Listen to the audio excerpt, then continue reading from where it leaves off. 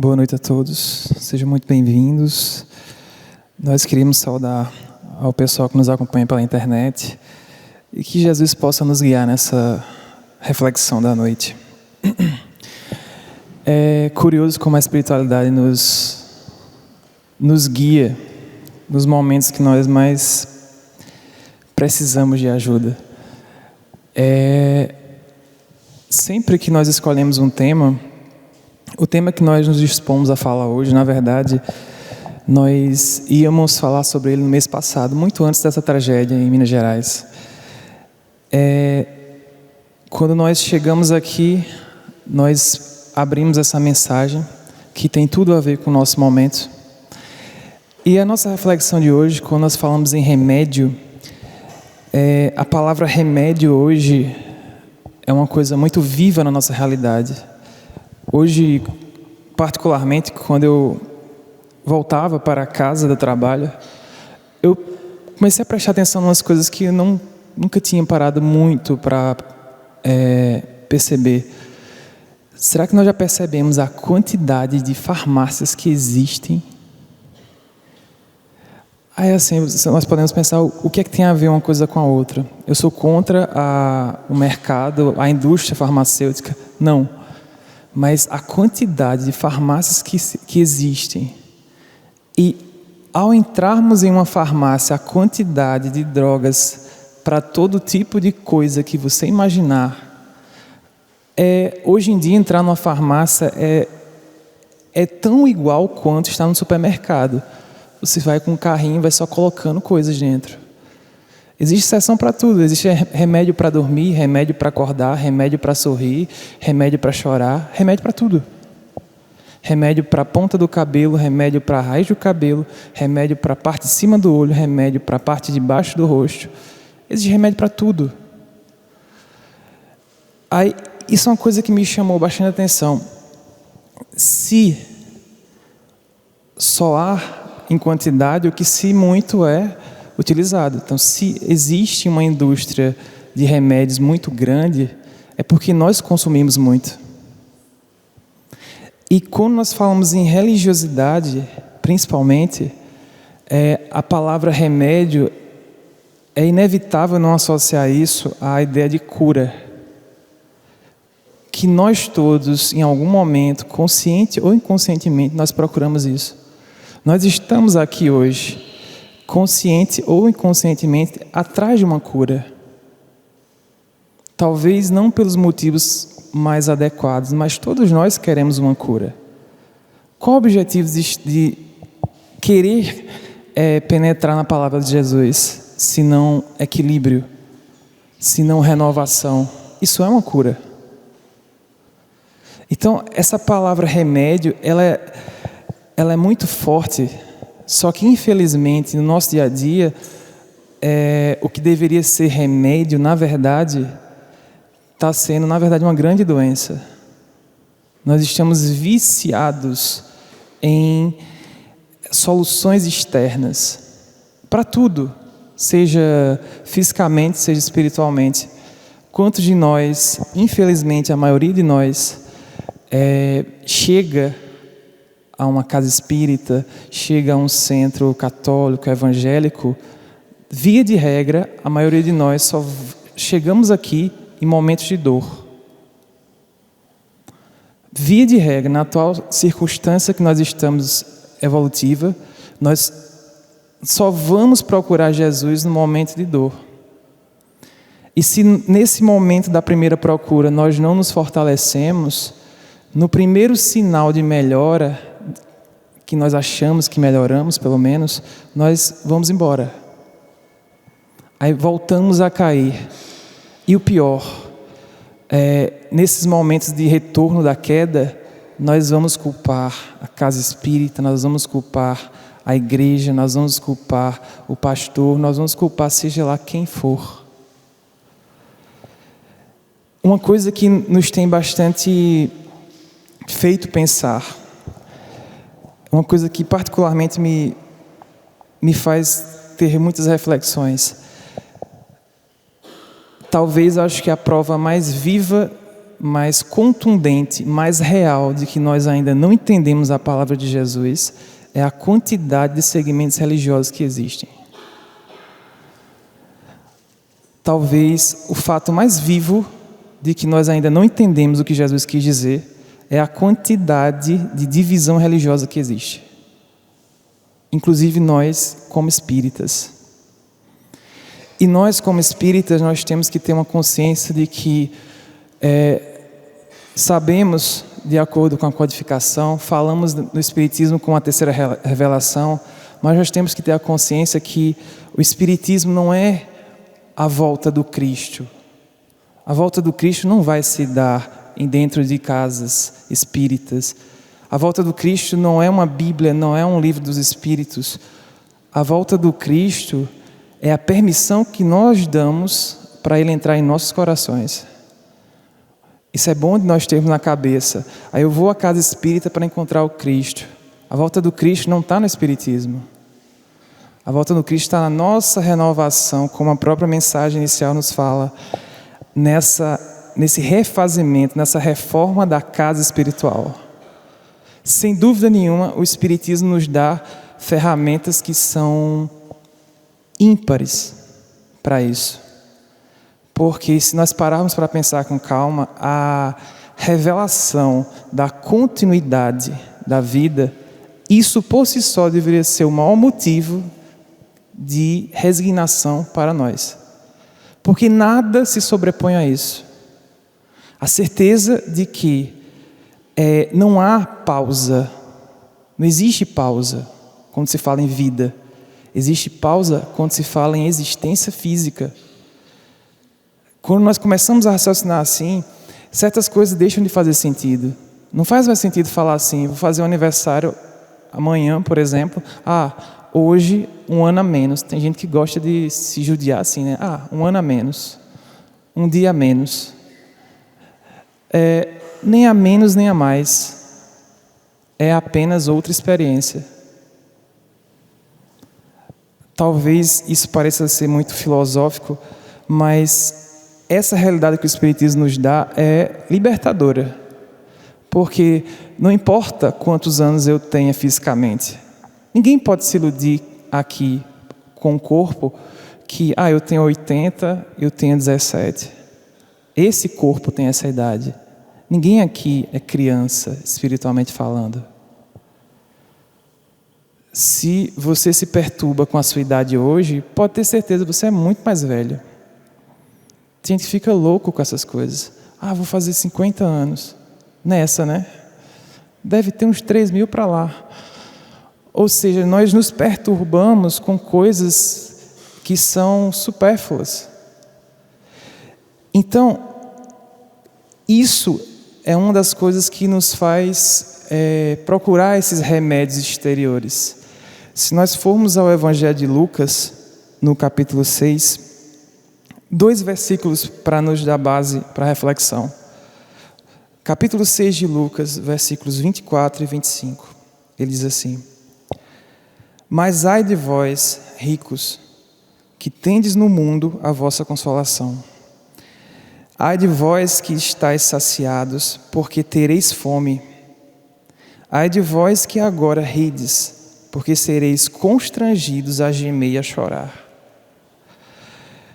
São 2 versículos simples, mas extremamente profundos, porque para a maioria de nós talvez não faça sentido quando ele nos diz: ai de vós que estáis saciados, porque tereis fome.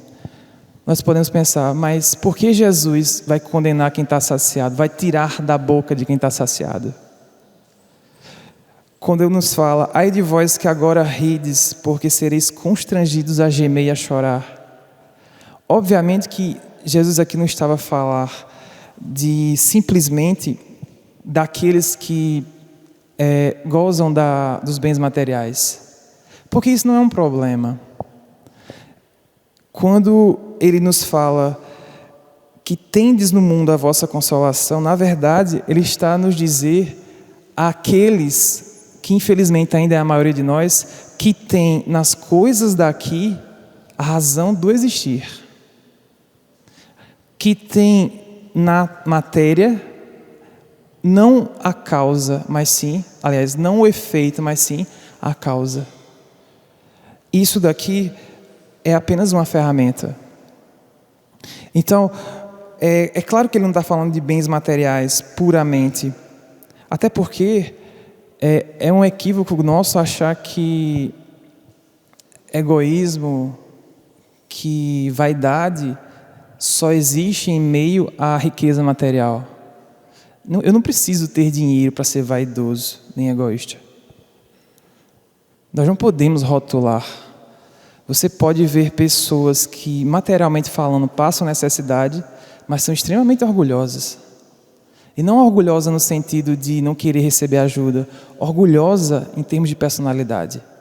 Assim como nós conhecemos várias pessoas que materialmente são extremamente bem dotadas e são extremamente humildes. Então a ideia aqui não é material. Não estamos falando que quem é rico de dinheiro vai ser orgulhoso. Não é o foco. Jesus não estava referindo-se a isso. Estava a nos dizer aqui a questão de aonde eu coloco o meu tesouro. Essa semana nós, em meio ao Evangelho no Lar, nos caiu a passagem dos falsos profetas. E uma coisa nos veio à cabeça.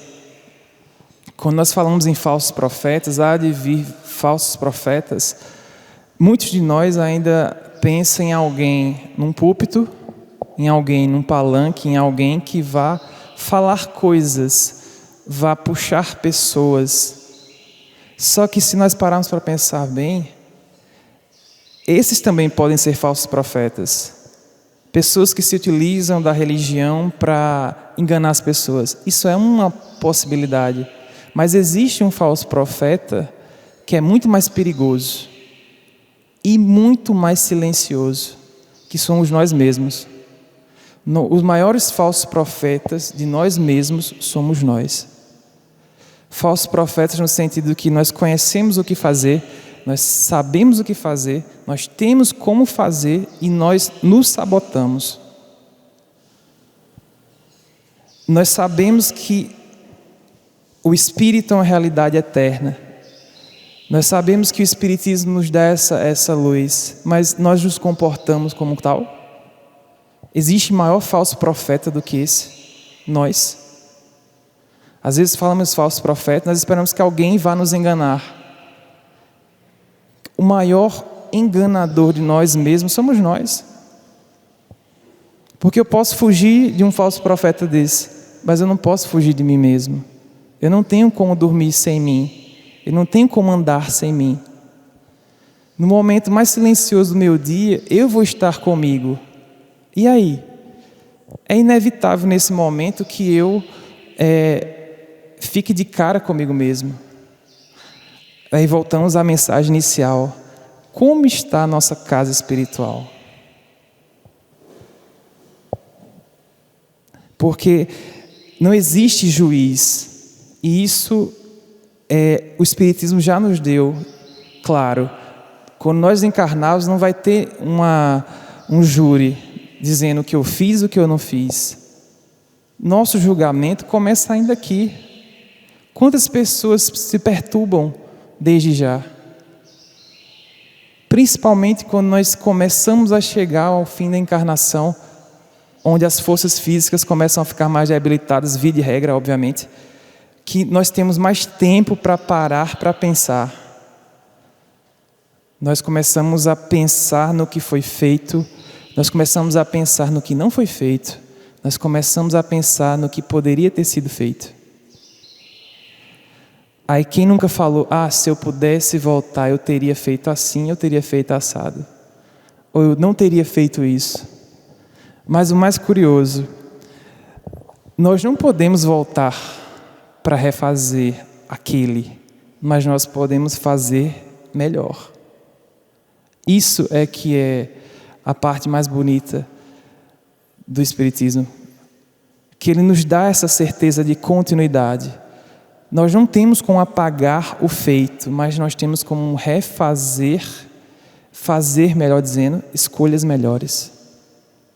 Então esse, sim, é o remédio justo.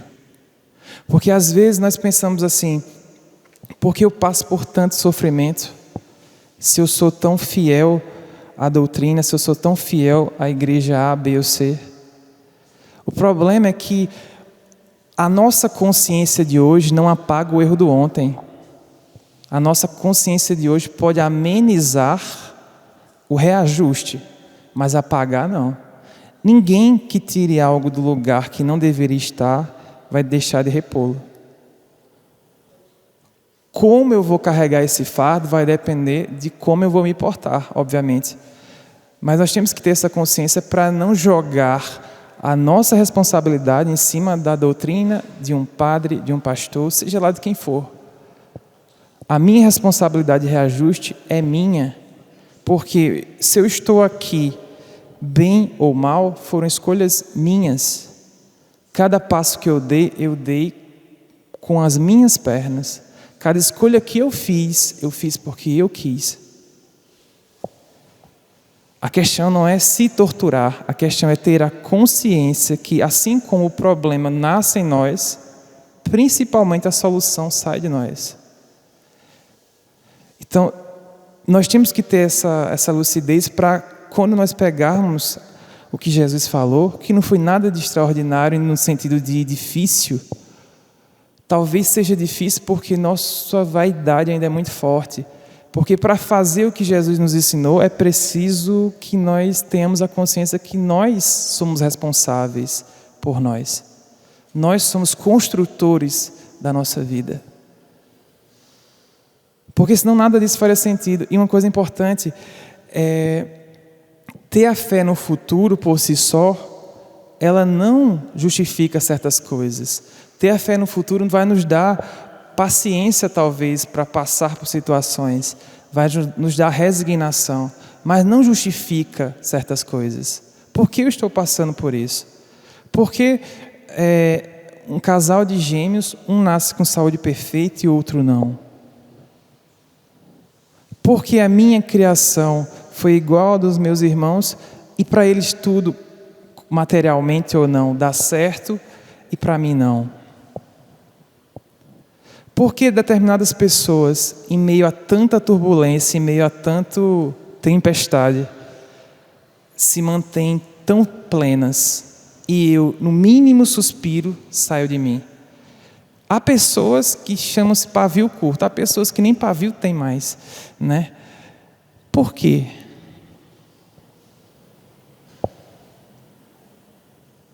Então, isso é uma coisa que nós carregamos conosco e estamos fornecendo como herança para as próximas gerações. Nós estamos, com o perdão da expressão, nós estamos adestrando as crianças de hoje para serem nós mais acelerados amanhã. Então, o público que Jesus falava e fala, porque Jesus falava e fala, é muito mais amplo do que esse meio material. É tanto que ele nos dá amorosamente a prévia. Olhe, se você der a César o que é de César, é isso. A Deus o que é de Deus, é aquilo. Tanto é que é bem claro quando ele nos diz: ai de vós que estáis saciados, porque tereis fome. Ai de vós que agora rides, porque sereis constrangidos a gemer e a chorar. Fome de quê? Chorar pelo quê? Se nós fizermos um exame de consciência hoje na nossa casa espiritual, eu sou um pobre ou um rico? No sentido da palavra. Será que eu sou rico para o mundo? Será que a minha vida, minha existência, melhor dizendo, é pautada no que eu tenho materialmente? Nós estamos passando por uma verdadeira escassez de fome de amor, por exemplo.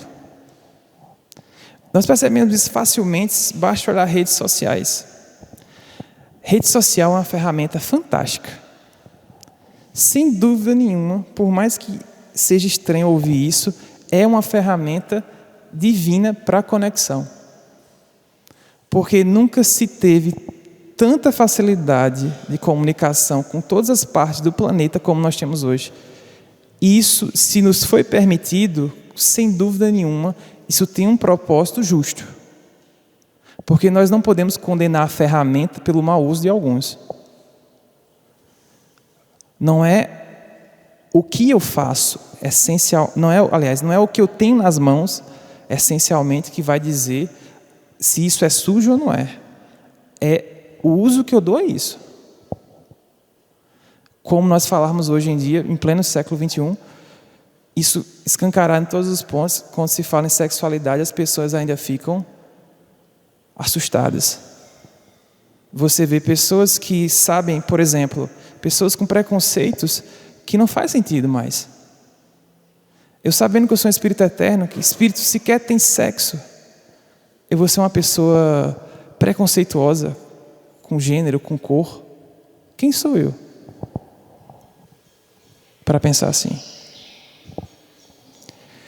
Então, nós temos fome de amor. Às vezes você percebe isso facilmente, porque uma coisa é certa, quem muito se expõe, dos dois, nada de extremos é saudável. Quem muito se cala ou quem muito fala, problemas tem. Quem muito se isola ou quem muito fala, tem algum problema de desequilíbrio. Isso pode ter certeza. Às vezes a pessoa não tem forças para pedir ajuda, ela se contrai no mundo dela e não deixa que ninguém penetre. Às vezes a pessoa, para não expor o seu mundo, ela não deixa ninguém falar, só fala. Ou seja, nós temos que ficar atentos. Pessoas muito introvertidas ou extrovertidas ao extremo. Simpatia é uma coisa, falatório exagerado é outra. É bem diferente. Nada de extremos na nossa vida é bom. É um ditado que toda mãe deve dizer desde sempre. Eu, pelo menos, escutei isso muito. Tudo demais é veneno. Todo mundo já ouviu isso alguma vez na vida. Então, nós temos que começar a perceber essas coisas, olhar mais para os lados. Que o remédio que nós procuramos está nas nossas mãos. Porque ninguém recebe o fardo que não pode carregar. Ninguém recebe uma carga, principalmente, ninguém recebe uma carga que não é sua. Ninguém recebe uma carga que não é sua. O que é meu, o que está comigo, o que está conosco é nosso. Eu posso hoje, com a consciência que eu tenho hoje, não aceitar com essa consciência. Mas o que está comigo é meu, de bom e principalmente de ruim. Porque nós não podemos fantasiar a coisa. Nós não podemos ficar fazendo flores demais. Temos que ter essa consciência, porque às vezes é necessário um escândalo para que nós possamos abrir os olhos.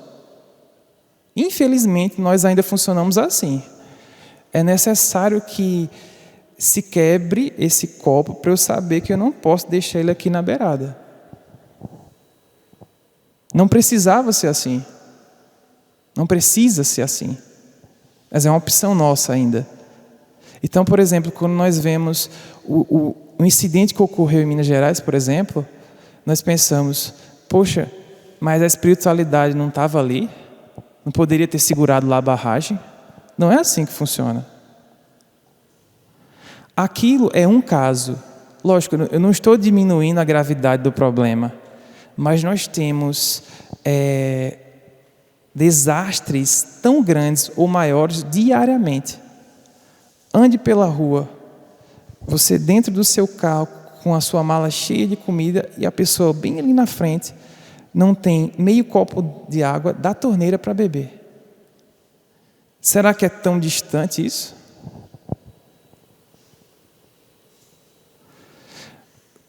Você passa por um local muito bonito, sei lá, um condomínio, apartamentos luxuosos, você vê, poxa, aqui a vida reina na paz.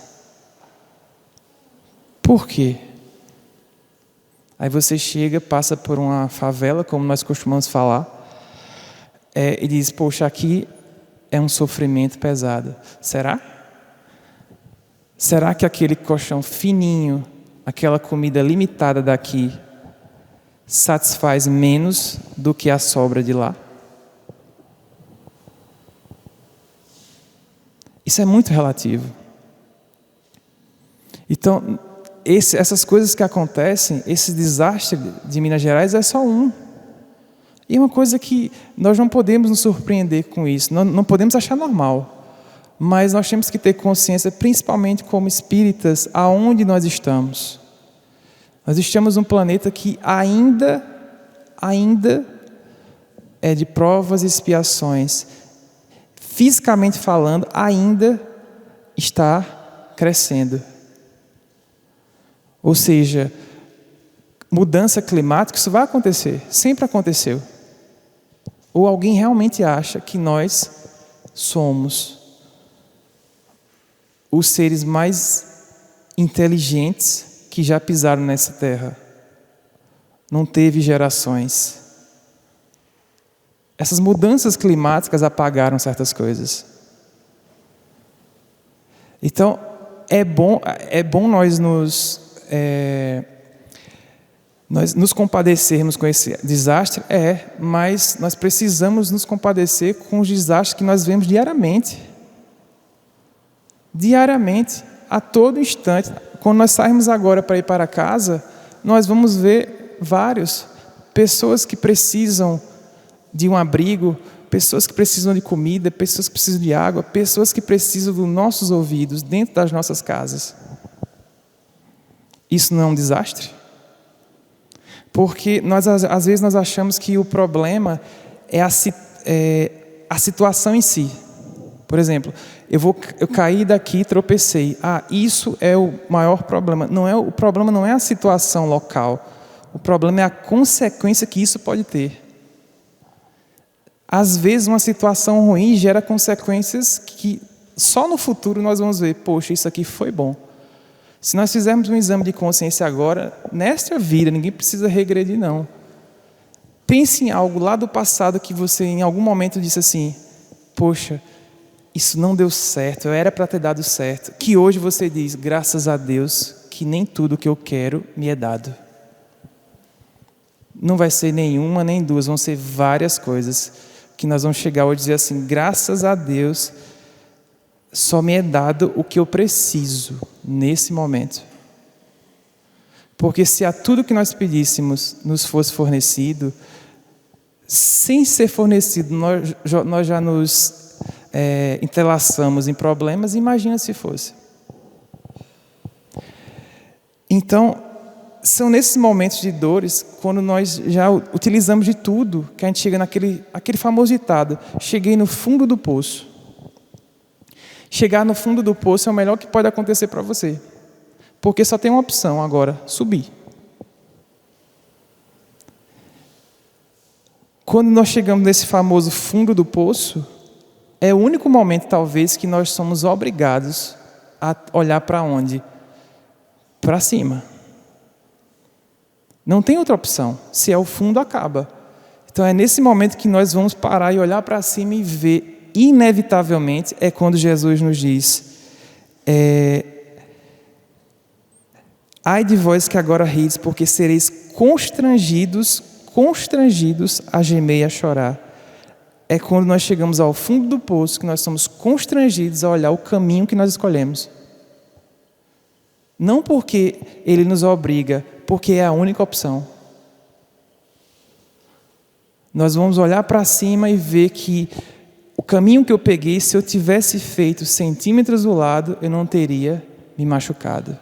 Se eu tivesse feito uma curva um pouquinho antes, eu não teria caído aqui.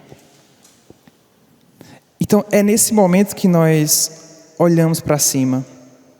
Mas o bom disso é que Deus é justo, é Pai, e a lei é de progresso. A luz lá em cima sempre brilha. O problema é que nós nem sempre olhamos com olhos abertos. Não adianta ter um sol se a minha janela está fechada. Não adianta ter um caminho se as minhas pernas estão muito acomodadas, nós temos que nos permitir, como a mensagem do início nos fala, a renovar a casa espiritual. Abrir essas portas, todos, encarnados e desencarnados. E nós, como espíritas, principalmente, não podemos tirar isso da cabeça. O espiritismo não é a volta do Cristo. A volta do Cristo se dá no coração de cada um. O espiritismo é uma ferramenta para tal.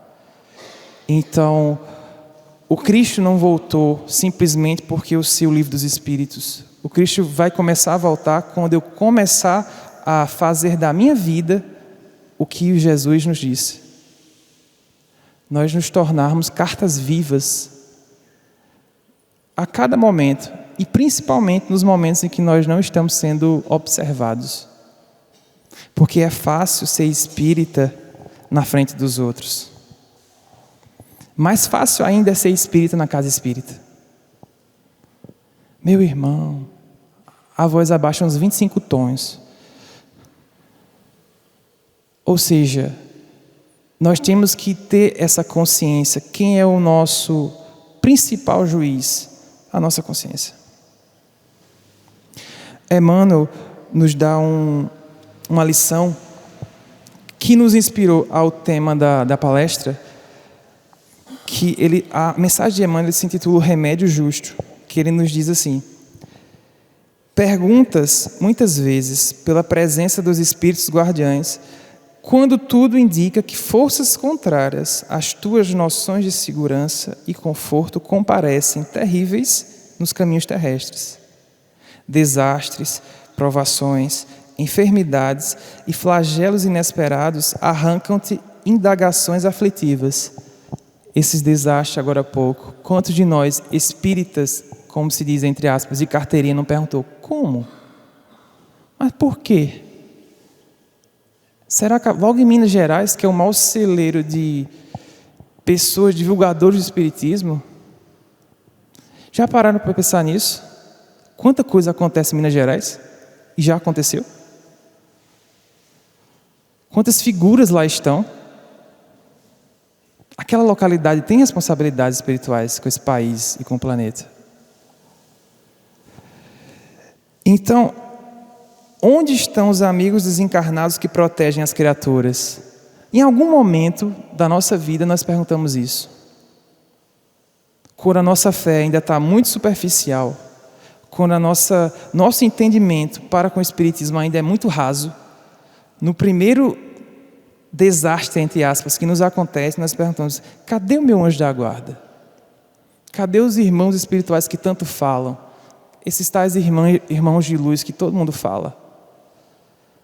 O auxílio é dado para quem quer ser auxiliado. Ou seja, nós, humanos, entramos no espaço do outro sem permissão. A espiritualidade mais alta, não. Só vai penetrar na minha casa espiritual quem eu permita. Assim como só sai da minha casa espiritual o que eu permito.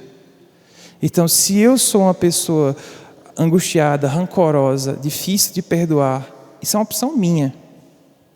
Se o comentário de fulano A ou B faz com que eu fique depressivo, faz com que eu me sinta mal, isso também é uma opção minha de absorver o que os outros acham de mim.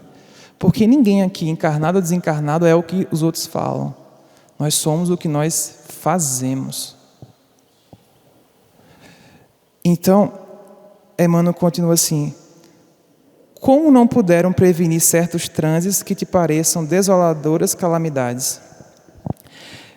Se nós dermos uma pausa no texto e formos ao Livro dos Espíritos, na questão 922, é feita a seguinte pergunta: a felicidade terrestre é relativa à posição de cada um. O que basta para a felicidade de um, constitui a desgraça de outro.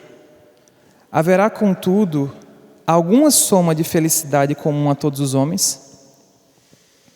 Certamente que ver uma pessoa passar dificuldades financeiras, fome, frio, ver uma pessoa que sofre mentalmente, lógico que aquilo deve ser dolorido, é óbvio. Mas entenda a pergunta aqui. Haverá, contudo, alguma soma de felicidade comum a todos os homens? Os Espíritos respondem: com relação à vida material, é a posse do necessário. Com relação à vida moral, a consciência tranquila e a fé no futuro. Talvez nós possamos pensar, são coisas simples. Fé no futuro talvez seja simples de começar a se ter. Tranquilidade da mente, não. A tranquilidade da mente é uma coisa muito, muito pessoal, muito particular. Talvez seja o nosso maior desafio quanto encarnados. É se manter equilibrado em meio ao desequilíbrio. Isso é muito difícil. Às vezes nós olhamos pessoas, mas essa pessoa é muito calma. Deve ser muito bom ser assim. Como se fosse fácil ser calmo. Como se fosse fácil ver alguém que você ame sofrer e ter que ser uma fortaleza. Porque em algum momento alguém tem que ser o pilar estrutural de alguma situação. Não é que nós não possamos nos permitir assentir. Nós precisamos. Espírita precisa ter essa consciência de que é tão humano quanto qualquer outro. Então vai chorar, vai sofrer e tem que fazer mesmo. Mas essa questão do equilíbrio mental, isso é muito difícil. Não é tão simples assim como se parece. E não é uma coisa que se construa em uma simples encarnação. Às vezes você pensa, Buda em uma encarnação transcendeu. Não é simples assim. Sabe-se lá quantas encarnações ele foi lapidando aquele diamante que nós temos que fazer. Então, Emmanuel nos continua dizendo assim: se aspiras, no entanto, a conhecer a atitude moral dos espíritos benfeitores diante dos padecimentos desse matiz, consulta os corações que amam verdadeiramente na terra. Veja que interessante as situações que ele nos dá agora. Ausculta o sentimento das mães devotadas que bendizem com lágrimas as grades do manicômio para os filhos que se desvairaram no vício, de modo a que não se transfiram da loucura à criminalidade confessa. Quem já teve a oportunidade de ver domingos, por exemplo, em penitenciárias, mães que chegam 3, 4 horas antes do horário de abertura para ver os seus filhos, levar comida, para dar mais do que essa refeição diferenciada, a presença de alguém assim dizendo: você errou, mas existe alguém aqui fora que ainda lhe ama verdadeiramente. Alguém acha que isso é fácil? O mundo apontando para você, dizendo: seu filho é um bandido, sabendo que realmente ele fez aquele delito, mas ele não é um bandido.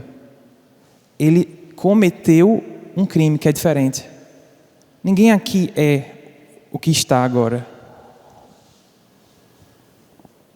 Ou seja, nós queremos aprender o que é amor, uma pessoa dessa ensina. Ele continua dizendo assim: ouve os gemidos de amargura suprema dos pais amorosos que entregam os rebentos do próprio sangue no hospital, para que lhe seja amputado esse ou aquele membro do corpo, a fim de que a moléstia corruptora, a que fizeram jus pelos erros do passado, não lhes abrevie a existência. Imaginemos o que é para um pai ou uma mãe. Eu particularmente, eu não tenho filhos biológicos, mas não deve ser uma coisa agradável você ver sequer um filho seu sofrendo de febre, por exemplo. Deve ser torturante para quem é pai e mãe, e não para quem é simplesmente um reprodutor. Estamos falando de pai e mãe. Deve ser torturante. Você deve se sentir impotente. sabe que já deu o que tinha que dar de medicamentos físicos, mas a espera é que machuca. A espera de quê? A espera do remédio fazer efeito, por exemplo.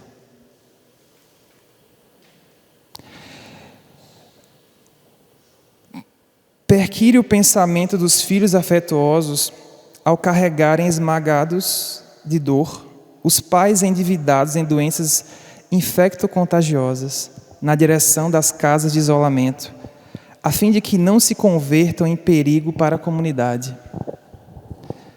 Todos eles trocam as frases de carinho e os dedos veludosos pelas palavras e pelas mãos de guardas e enfermeiros, algumas vezes desapiedados e frios. Embora continuem mentalmente jungidos aos seres que mais amam, orando e trabalhando para que lhes retorne ao seio. Quando vejas alguém submetido aos mais duros entraves, não suponhas que esse alguém permaneça no ouvido por parte dos benfeitores espirituais que lhe seguem a marcha. O amor brilha e paira sobre todas as dificuldades, à maneira do sol que paira e brilha sobre todas as nuvens. Ao invés de revolta e desalento, oferece paz e esperança ao companheiro que chora, para que à frente de todo mal, todo bem prevaleça. Isso porque, onde existem almas sinceras à procura do bem, o sofrimento é sempre o remédio justo da vida para que, junto delas, não suceda o pior. Isso é muito, muito profundo. Porque onde existem almas sinceras à procura do bem, porque nem sempre o sofrimento vai se converter em evolução. Porque sofrer por sofrer, todo mundo sofre. Não há esse aqui que não faça. A pergunta que nós devemos fazer: eu sofro bem? Porque sofrimento não há esse que não tenha. Não há esse que não sofra. Simplesmente porque nós não vivemos em um planeta feliz ainda. Então, o sofrimento é sempre o remédio justo da vida para que junto delas não suceda o pior. Se nós formos ao Evangelho segundo o Espiritismo, se você for ao capítulo 5, na Instrução dos Espíritos,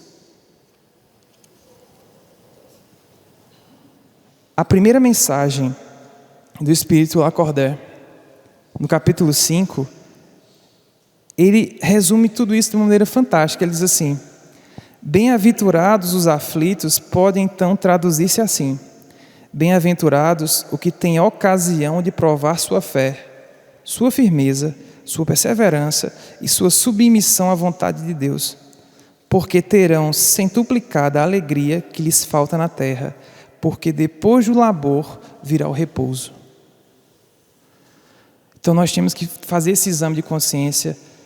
A minha vida está muito calminha, isso é um alerta. Extremos não são bons para ninguém. Turbulência demais, calmaria demais é problema. Porque ninguém está aqui para passear. Ninguém está aqui para passear. Se a minha vida está numa constância, numa mesmice, eu estou deixando de fazer alguma coisa. Porque eu posso até não querer fazer o bem, não querer fazer um mal, mas eu não vou ganhar se eu não fizer um bem. Então, eu estou aqui para quê? Para caminhar, para fechar um ciclo, como se fala, bater o ponto eletrônico. Então, essa tradução que Lacordaire fez: bem-aventurados os que têm a ocasião de provar sua fé, e mais que isso, sua firmeza, sua perseverança e sua submissão à vontade de Deus. A vontade de Deus, porque nos é permitido escolher o passo a ser dado, mas não nos é permitido escolher não ressarcir erros. Então, no momento que a aflição nos aportar, que nós agradeçamos, porque nos está sendo dada a oportunidade de refazer, de corrigir. Ninguém avança sem correção. E Jesus, como o mestre dos mestres, fez isso, nos ensinou de maneira brilhante. Temos que ter uma coisa em mente. O professor por excelência, o mestre, não é aquele que fala muito para ensinar pouco. É aquele que ensina muito com poucas palavras. Quanto menos palavras nós passarmos a utilizar para explicar muitas coisas, mais nós teremos a consciência que o caminho é esse. Quem muito fala para pouco traduzir, ainda está superficial. Não é calar-se, é aprender a aceitar que aonde eu estou vem de onde eu estava e para onde eu vou depende para onde eu queira andar agora. Então, que se é para fazer escolhas, que seja escolhas que nos façam seres espirituais melhores. Porque os rótulos pouco importam. Quando nós desencarnarmos, ninguém vai perguntar quem era trabalhador da seja, se era espírita ou não era espírita. Isso pouco importa. Vai nos importar quantas lágrimas eu ajudei a enxugar ou eu evitei que caíssem. Quantas sombras eu me livrei. Quão melhor, quão mais tranquilo eu estou hoje com relação ao que eu estava antes. Então, meus amigos, eu queria terminar a reflexão de hoje com essas palavras, ainda do Evangelho segundo o Espiritismo.